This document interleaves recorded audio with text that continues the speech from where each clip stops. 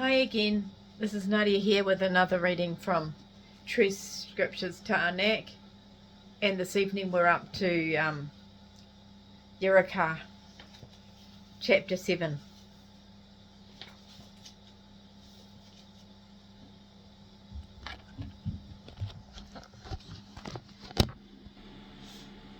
This is the law concerning the guilt offering. It is most set apart. The guilt offering is to be offered in the same place where the burnt offering is slaughtered. The priest is to sprinkle some of its blood all around the altar.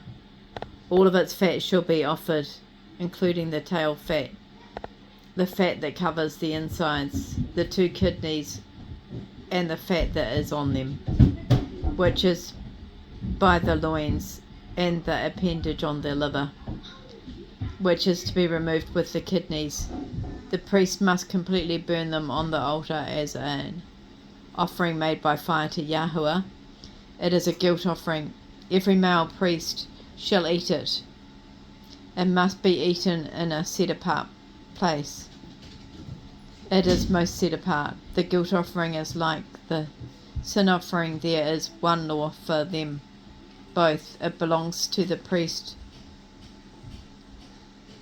who uses it to make atonement. The skin belongs to the priest who performed anyone's burnt offering. It is his. Every grain offering that is baked in the oven and all that is prepared in the frying pan or on the griddle shall belong to the priest who offered it. Every grain offering mixed with or without oil shall belong to all Aaron's sons. This is the law for the sacrifice. This is the law for the sacrifice of peace offerings, which one shall offer to Yahuwah. If they bring the offering to give thanks, then they must include unleavened loaves mixed with oil, along with unleavened wafers anointed with oil. The loaves that are mixed with oil must be made from fine flour that has been soaked. This offering of giving thanks must also include leavened bread, loaves as part of the sacrifice. From it they shall bring 1 loaf from each offering as a contribution to Yahuwah.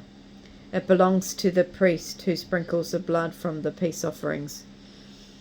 After the animal has been sacrificed and presented to Yahuwah as a peace offering, to show special appreciation and thanks to him, its meat must be eaten that same day. Do not leave any of it until the morning. But if the sacrifice of their offering is not brought for giving thanks, but it is because of a vow or a voluntary offering, any portion that is not eaten on the day it is sacrificed can be eaten the next day. However, anything that remains from the sacrifice until the 3rd day shall be completely burned with fire.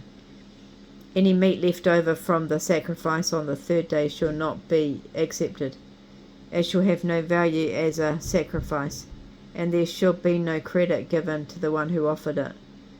It is unclean to them, and the person who eats it shall bear its crookedness.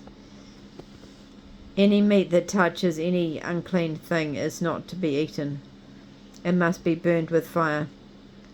For the meat that can be eaten,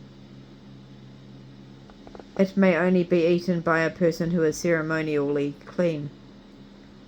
Any person who eats the meat from the peace offering sacrifice that belongs to Yahuwah while they are unclean, that person shall be cut off from their people. Anyone who touches anything that is unclean, whether it is the uncleanness of a man or animal, or any unclean abomination, and then eats the meat from the sacrifice of the peace offerings which belong to Yahuwah, that person shall be cut off from their people. Then Yahweh said to Moshe, tell the children of Israel to never eat fat, whether it be from an ox, sheep, or goat, the fat of an animal that dies of a disease, or is attacked and killed by wild animals, may be used for any other purpose, but is never to be eaten. Anyone who eats the fat from an offering made by fire to Yahweh, that person shall be cut off from their people. You must never eat blood, whether it be from birds or animals, in any of your dwellings. Anyone who eats any blood, that person shall be cut off from their people. Yahweh then said to Moshe, speak to the children of Israel, saying, anyone who brings a sacrifice of peace offering to Yahweh shall bring the offering to Yahweh from their own peace offerings. With their own hands they are to bring the offerings made by fire to Yahweh. They bring the fat with the animal. It is to be waved as a wave offering before Yahweh. The priest shall burn the fat on the altar, but the animal belongs to Aaron and his sons. The right thigh you shall give to the priest as a contribution from the sacrifices of your peace offerings. He among the sons of Aaron who offers the blood of the peace offerings and the fat shall have the right thigh for their portion. For I have designated the breast and thigh out of the sacrifices of their peace offerings from the children of Israel as contributions to the sons of Aaron. Aaron the priest and his sons must always be given this portion forever from the children of Israel. This is the anointed portion for Aaron and the anointed portion for his sons, from the offering made by fire to Yahweh, on the day when Moshe presented them to serve Yahweh as priests. Yahweh commanded this to be given to them by the children of Israel on the day that he anointed them. It is their portion forever throughout their generations.